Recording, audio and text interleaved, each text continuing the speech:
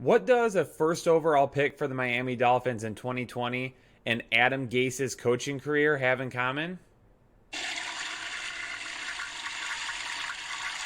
They both went down the drain this past weekend.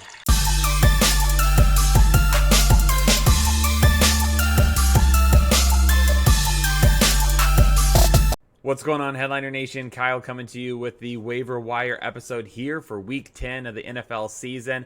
And we have 6 teams on a bye this week. So even if you play in the shallowest of leagues, more than likely you're going to have to hit the waiver wire for a little bit of help this week. We've got you covered, though. We're going to be talking about all the impact players at running back, wide receiver, and tight end, QB streamers that you could take a look at this week, and defensive streamers as well. So buckle up, Headliner Nation. Let's get going. Let's talk about who we should prioritize here for Week 10 waiver wire.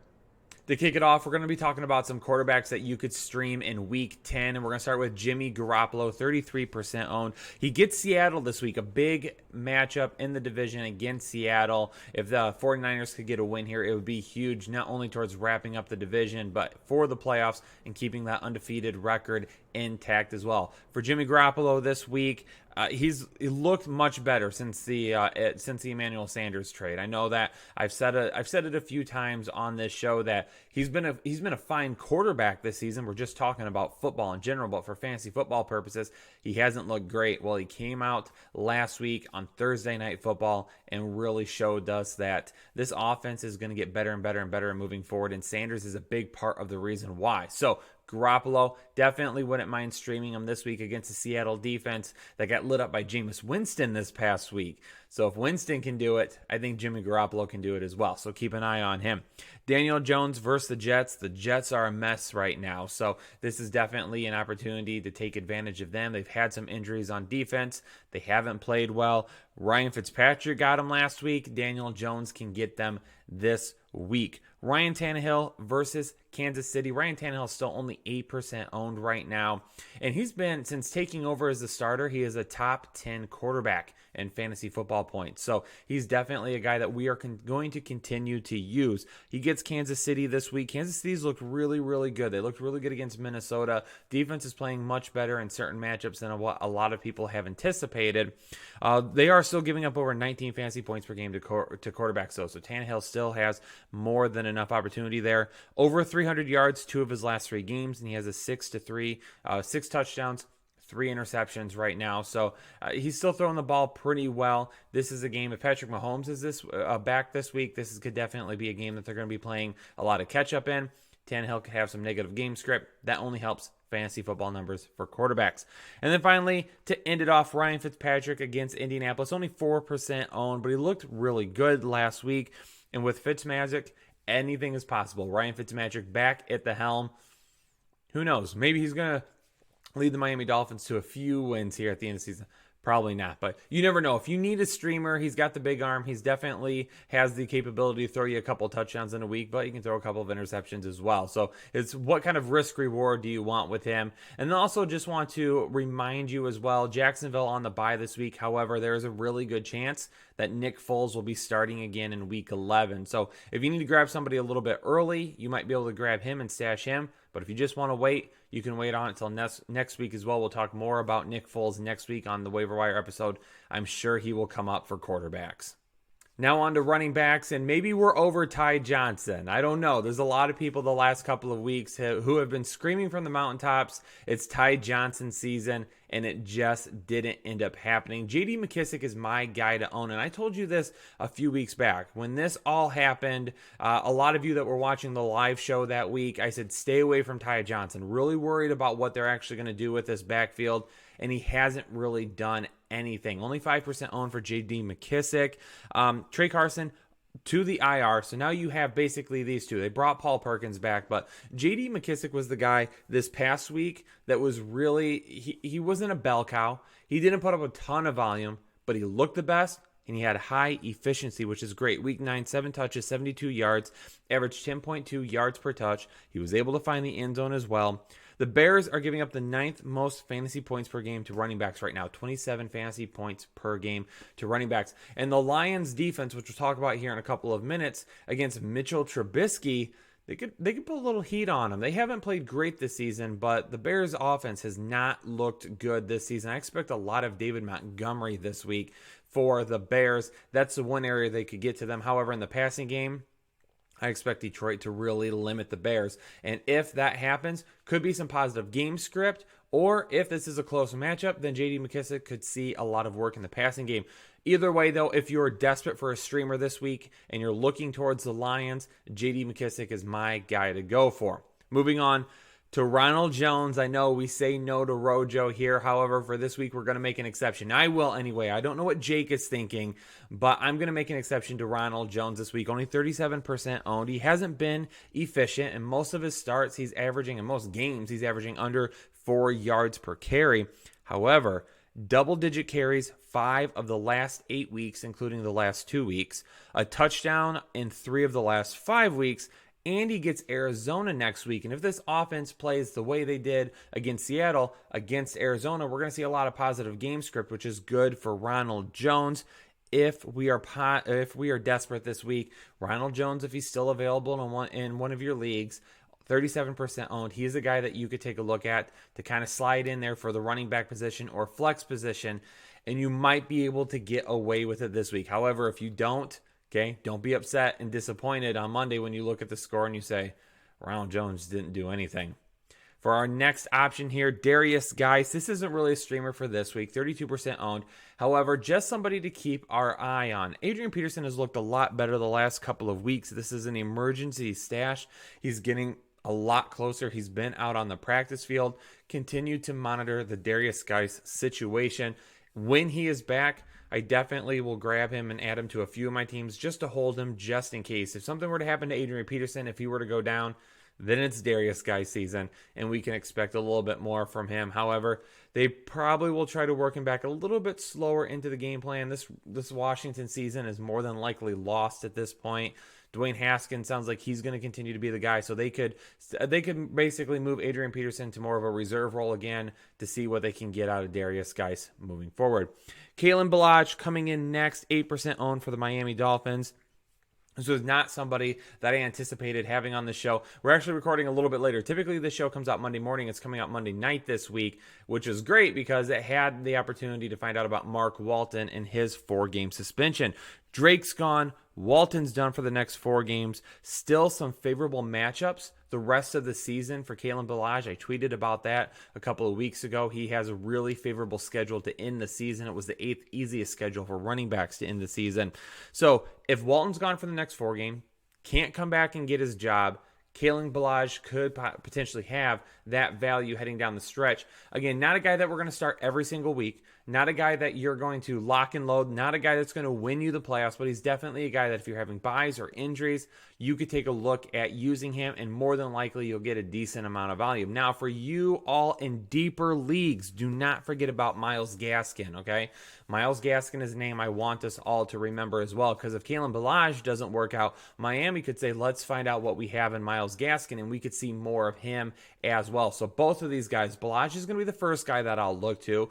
He's the most obvious one at this point. However, again, we could switch at any point in time, and Gaskin could be the guy to get majority of that workload so they can see what they can get from him. So keep an eye on both of those names. In deeper leagues, though, Gaskin is the guy that you'll definitely want to grab and stash for this week. Moving on to wide receivers, and my boy Hunter Renfrow finally returning some of that fantasy value that we were hoping for at the beginning of the season. It's fine, better late than never, but he's looked really good the last couple of weeks. Only 3% owned. The last 2 weeks, 11 targets, 10 receptions, 132 yards, 2 touchdowns. He's looking fantastic in that offense right now.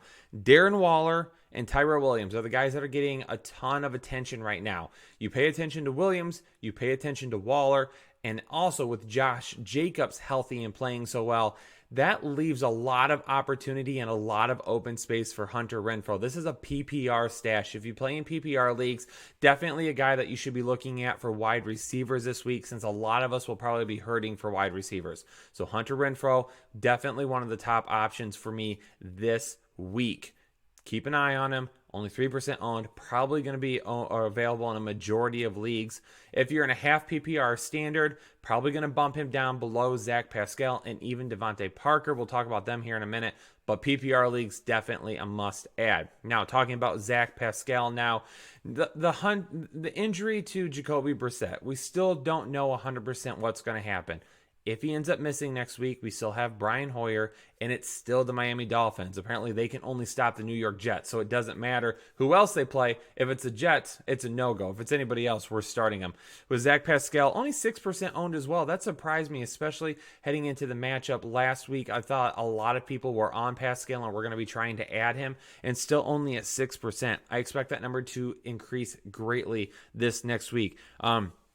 The passing game has struggled against KC and Denver. So in the last 6 weeks, 4 of those 6 weeks, Pascal has done really good. Those other 2 weeks, KC and Denver, Jacoby Brissett really struggled. But in those 4 games that Brissett didn't struggle, the offense didn't struggle, Pascal has looked really good. In those 4 games, 23 targets, 17 receptions, 307 yards, 4 touchdowns. How long is Hilton going to be out? As long as T.Y. Hilton is out, that is even increased value for Zach Pascal as well. And Miami's giving up the 3rd most fantasy points per game to opposing wide receivers right now. Pascal also a must-own for me, or a must-add for me this week. Definitely a guy that you want to have going into the next matchup. Moving on to Devontae Parker, it's weird. We have 2 Miami Dolphins for waiver wire priorities this week, which is odd. It could have been 3, but I left Mike Gesicki off the list this week, maybe in deeper leagues, but we're not going to talk about tight ends. Let's get back to wide receivers. Devontae, fantasy football, Bigfoot Parker, as we like to call him around here. He's finally showing up. I don't know where the Devontae Parker truthers are at. I haven't heard them, but I'm surprised they're not taking victory laps saying, yes, this guy is good. Anyway, decent numbers. 4 touchdowns in the last 5 games, at least 50 receiving yards 5 of the last 6 weeks, and he's averaged 6.5 targets per game this year. Anything can happen with Ryan Fitzmagic, especially touchdowns. So Devontae Parker, if you're in a standard league, 100% you need to be grabbing him. Half PPR leagues, we're definitely looking at Renfrow and Pascal a little bit more. However, we also found out Preston Williams is done for the Miami Dolphins the rest of the season. So if he's done, that's an even bigger opportunity for Devontae Parker now. I definitely could see an increased role as we go on this season. And as long as Ryan Fitzpatrick is at quarterback, anything is possible with Devontae Parker. Final wide receiver to take a look at this week, Alex Erickson for the Cincinnati Bengals, 3% owned. Yes, they're going to be moving to Ryan Finley, a rookie quarterback. Okay, and they don't have the best matchups in the world. They've got Baltimore this week, but Erickson's been getting the volume. Over his last 3 games, 27 targets, 18 receptions, 281 yards. From week 6 through 8, Erickson in half PPR leagues is the wide receiver 12. Only 3% owned. A little bit more of a deeper stash for me because I definitely don't anticipate on playing him this week. But if you're in a deeper league, if you're having issues filling wide receiver or flex positions this week, and you just need to throw somebody out there, Erickson is the guy who's been getting the most looks in Cincinnati lately, so you could always grab him. But again, they're making a change at quarterback, rookie quarterback and Ryan Finley now. That could cause some issues. He could be looking different directions moving forward. We don't know for sure. However, he's been so good the last 3 weeks, we have to put him on this show. Time to talk about tight ends, the football kind. We're going to talk about Vance McDonald first. I haven't given up hope on Vance McDonald yet. Moving forward, 43% owned. He's really a touchdown-dependent play for me. He was able to find the end zone last week, but if he's finally fully healthy, if he's feeling a lot better, we could see him get better as the weeks go on. So keep him on your radar, especially if you play in like a league. There are some leagues that have you play a couple, can play 2 tight ends, or like in a tight end premium league where you might flex a tight end a little bit more often than not because maybe they get a full PPR or where other players only might get half or standard. Those are places where you definitely want to keep an eye on Vance McDonald. With Chris Herndon, 23% owned, we've been waiting. He's been active. He hasn't played. But however, for next week, definitely need to keep an eye on him because Ryan Griffin, all of a sudden out of nowhere, has been absolute garbage. No offense to him. He just hasn't been any good. basically for the entire season. The last 2 weeks, the dude just breaks out of nowhere, and all of a sudden the tight end position is being used more and more for New York. So I don't know what we're going to get moving forward, but Chris Herndon is a much better receiving option than what Ryan Griffin is. So if Ryan Griffin's getting this type of work right now, I could easily see it translating over to Chris Herndon at any point in time. Griffin the last 2 weeks, 12 targets, 10 receptions, 116 yards, 2 touchdowns. So they've been looking a little bit more towards the tight end. Hopefully that translates when Chris Herndon gets on the field. Now, for Jonnu Smith, guy a couple of weeks ago, told you to start grabbing him, taking a look at him, still only 17% owned. Coming off a bad week last week, so this is the perfect time to pounce. I definitely want to own this guy the rest of the year. KC matchup next week is going to be worth a start. They're giving up over 13 fantasy points per game to opposing tight ends. And over his last 3 games that he started, 15 targets. So he continues to get a decent amount of volume as well. Really, honestly, in the passing game, I think he's the one guy you can trust to get looks and the one guy that you can trust in the red zone right now. And even though Denver is on the bye this week, 8% owned, Noah Fant is a guy to keep on our radar. Big performance out of nowhere last week. 3 receptions on 4 targets, 115 yards, got his big touchdown. Is he going to be Brandon Allen's friend over the next several weeks as Brandon Allen takes over as the starter? Could possibly. If we see a trend where he becomes that main target for Brandon Allen, we're definitely going to have to add him because of his ability to make plays after the catch. Super athletic, a really good receiver. We just have to see if this continues to happen. If it does, after week 10, definitely going to be a guy that we're going to start wanting to grab and pay attention to the rest of the season.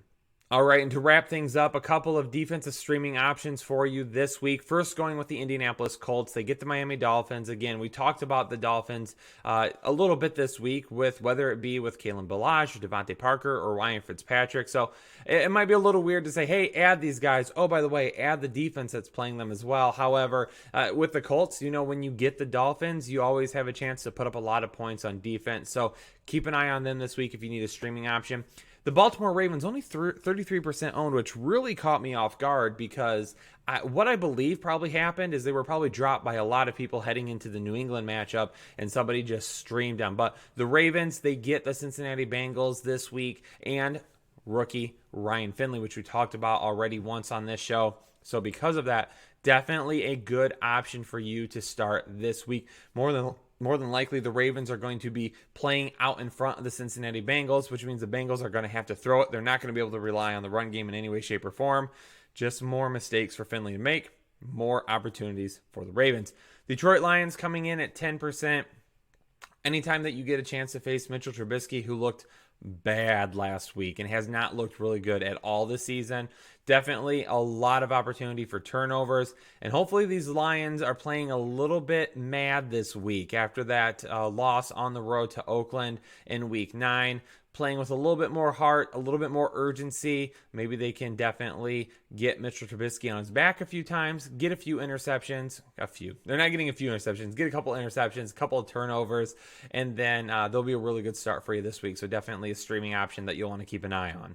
All right, there you have it, Headliner Nation. I know this episode's out a little bit later than what it normally is, but plenty of time for you to go out there, check your waiver wires, put in some claims, spend a little bit of your fab, whatever it may be. Go out there and get some of these players this week. It's a big week. A lot of teams are on the bye, 6 teams on the bye this week, so we're definitely going to have some depth, and we're definitely going to have some guys to fill in. I think we have a few of those guys this week, so run out and grab them. Get yourself a dub here in week 10. Don't forget to check out all the start and sit and rankings videos this week. And as always, we're here on social media or on the channel to answer as many questions as we possibly can. Do me a favor, hit the like button on the video. Would really appreciate it. And also, if you haven't subscribed to the Fantasy Headliners, hit that subscribe button. Closing in on 80,000 subscribers. Let's get us there here quickly before the end of the season.